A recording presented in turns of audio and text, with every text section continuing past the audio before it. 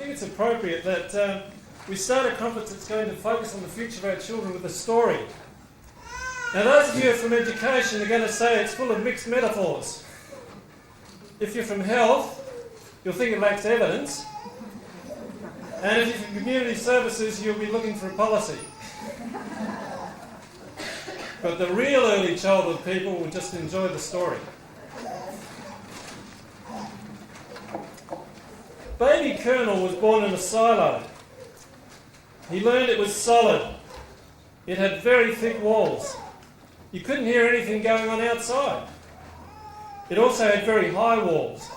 You needed a 20-metre ladder to climb over the top, and they were very hard to get hold of. And if you ever got near the top, there was a ceiling you couldn't get through anyway.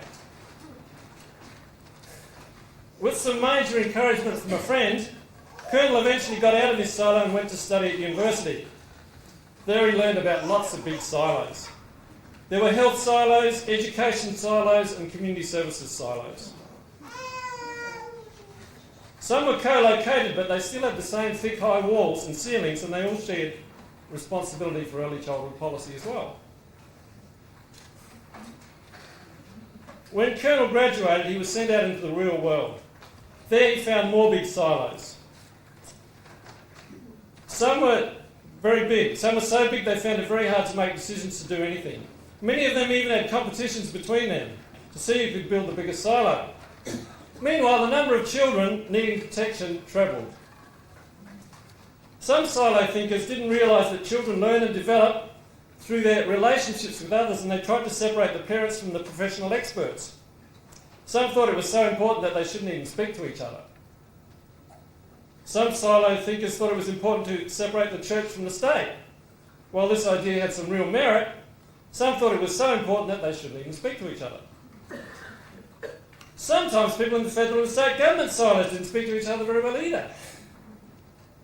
In fact, got serious, so serious that Colonel and his new child nearly lost the local parent and children's centre that was keeping them both sane.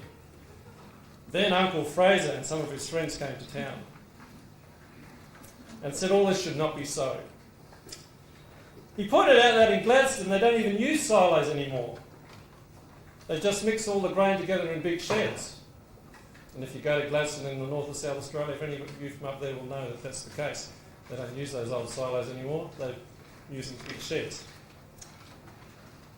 Colonel had the surprising thought that maybe the scientific method of inquiry had the unintended effect of creating a culture of specialists who lived in big silos rather than developing holistic general practitioners who could provide more family-friendly universal services. While the specialists were very good in a crisis, working with specific problems, they were not very good at early intervention, play-based education, and support for both children and parents in the early years. A more holistic, family-friendly, multidisciplinary, multicultural and multi-agency approach was needed. But this was found to be not easy to do. And so Colonel and a few friends invited some clever people to come to a conference to work out how to do it better.